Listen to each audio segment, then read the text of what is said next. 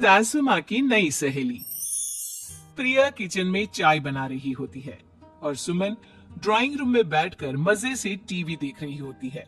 तभी दरवाजे की घंटी बजती है। प्रिया, जरा देखना तो कौन आया है।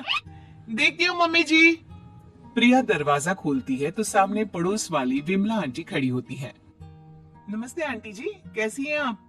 मैं तो बिल्कुल ठीक हूँ बेटा, पर तेरी सास को क्या हुआ है? आजकल कहीं दिखती ही नहीं है।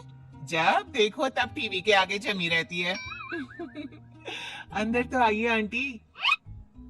अरे ओ दीपक की अम्मा, कहाँ हो? अरे बिमला, आओ आओ, क्या बात है, बड़े दिन बाद याद आई तुम्हें मेरी। मैं तो हमेशा ही तुम्हें याद करती हूँ, पर तुम ही गायब रहती हो और आजकल तो बाहर भी नहीं आती जाती। तबीयत तो ठीक है ना तुम्हारी? अरे तबीयत को क्या होना है, इस उम्र में तो कुछ ना कुछ लगा ही रहता है। मेरी छोड़ो, तुम ये बताओ कि क्या चल रहा है गली मोहल्ले में। तुम गली मोहल्ले की छोड़ो, चल तो तुम्हारे पड़ोस में रहा है। तुम्हारी नई सहेली आई है। मेरी कौन सी नई सहेली? मैं तो यहाँ बस तुमसे बातचीत कर लेती हूँ, या फिर बाजू वाली शर्मा की बहू से दो चार बातें कर लेती हूँ। इसीलिए तो कहा कि तेरी नई सहेली आई है। अब कोई पड़ोस में आया है तो बात तो होनी ही है। कम से कम इसी बहाने हमारा भी एक ग्रुप बन जाएगा। फिर सब मिलकर अपनी बहुओं की शिकायतें किया करेंगे। दोनों हंसने लगते हैं। तभी प्रिया चाय लेकर आती है और सामने टेबल पर रख देती है। दोनों चाय पीती हैं और बातें करते हैं। चलो मैं चलती हूँ, अब कल मिलते हैं। राम राम। अगले दिन प्रिया किचन में कुछ काम कर रही होती है और सुमन आराम से सोफे पर बैठकर मटर छिल रही होती है। तभी डोरबेल बजती है। प्रिया दरवाजा खोलती है तो सामने उनकी नई पड़ोसन खड़ी होती है। जी आप कौन? मैंने पहचाना नहीं। नमस्ते बेटा, मैं शारदा, आपके बगल वाले घर में अभी 2-4 दिन पहले ही शिफ्ट हुए हैं। ओह अच्छा अच्छा अच्छा, नमस्ते आंटी, अंदर आइए ना आप। देखिए तो मम्मी जी, आज कौन आया है। इतना कहकर प्रिया किचन में चाय बनाने चली जाती है। नई पड़ोसन को घर पे देखकर सुमन थोड़ा हैरान हो जाती है। नमस्ते बहन जी, मैं शारदा, आपकी नई पड़ोसन। अच्छा अच्छा, आप हैं हमारी नई पड़ोसन। आइए आइए, और बताइए कैसी हैं आप? जी बिल्कुल ठीक हूँ। वो दरअसल घर पर छोटी सी पूजा रखवाई थी, बस उसी का प्रसाद देने चली आई। सोचा इसी बहाने नए पड़ोसियों से भी मुलाकात हो जाएगी। ये तो बहुत अच्छा सोचा आपने। सुमन प्रिया को आवाज लगाती है। अरे ओ बहू, जरा चाय पानी का तो आके पूछ लो। ये आजकल की बहुएं भी ना, जब तक बोलो नहीं तब तक कुछ नहीं करेंगी। आई मम्मी जी। प्रिया चाय लेकर आती है। दोनों बैठकर चाय पीती हैं और खूब सारी बातें करती हैं। अच्छा बहन जी, अब मैं चलती हूँ, फिर मिलते हैं। अब तो आना जाना लगा ही रहेगा। शारदा के जाने के बाद प्रिया किचन से बाहर आती है। क्या बात है मम्मी जी, आप दोनों को देखकर तो लगा ही नहीं कि पहली बार मिल रही हो।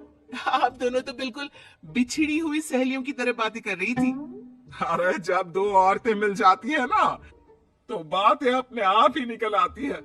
अब तू अपने काम पर ध्यान दे, बातों पे नहीं। ऐसे ही कुछ दिन बीत जाते हैं। अब सुमन और शारदा अच्छी सहेलियां बन गई होती हैं। दोनों एक साथ मंदिर जाती, मार्केट जाती और कभी कभी तो विमला भी इनके साथ मिलकर खूब हंसी ठिठोली करती। एक शाम तीनों बैठकर सुमन के घर पर चाय पी रही होती है कि तभी बहुत तेज बारिश शुरू हो जाती है। सुमन जोर से प्रिया को आवाज लगाती है। प्रिया, ओ प्रिया, देख कितनी तेज बारिश हो रही है। जाके छत से सारे कपड़े ले आ, नहीं तो सब भीग जाएंगे। सुमन 2 बार आवाज लगाती है लेकिन प्रिया का कोई जवाब नहीं आता। शायद प्रिया कुछ काम कर रही है, इसीलिए कुछ जवाब नहीं दे रही। अरे काहे का काम, आराम फरमा रही होगी महारानी। तभी प्रिया बीमार हालत में अपने कमरे से बाहर निकलती है। हाँ मम्मी जी, क्या हुआ? मेरी तबीयत थोड़ी ठीक नहीं है ना, इसलिए आग लग गई।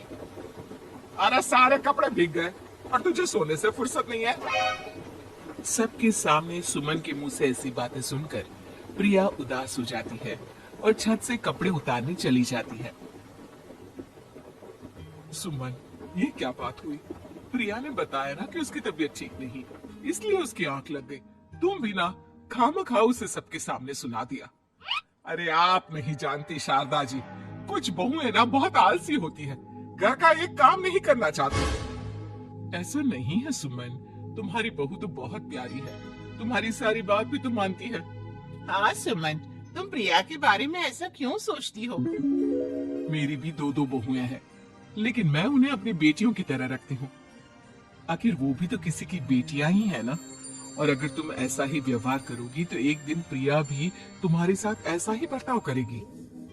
शारदा और विमला की बातें सुनकर सुमन की तो बोलती बंद हो जाती है। वहीं प्रिया भी बाहर से सारी बातें सुन रही होती है। अरे मैं कोई उसकी दुश्मन थोड़ी ना हूँ, मैं भी उसकी माँ हूँ, लेकिन कभी कभी सास बनना पड़ता है, नहीं तो बहुएं हाथ से निकल जाती है। देखो सुमन, ये सब सोच का फर्क है। अगर तुम ये सोचोगी तो कभी प्रिया को अपनी बेटी नहीं बना पाओगी। इतना कहकर शारदा और विमला वहां से चली जाती हैं और सुमन अकेले बैठकर उनकी बातें सोचने लगती है।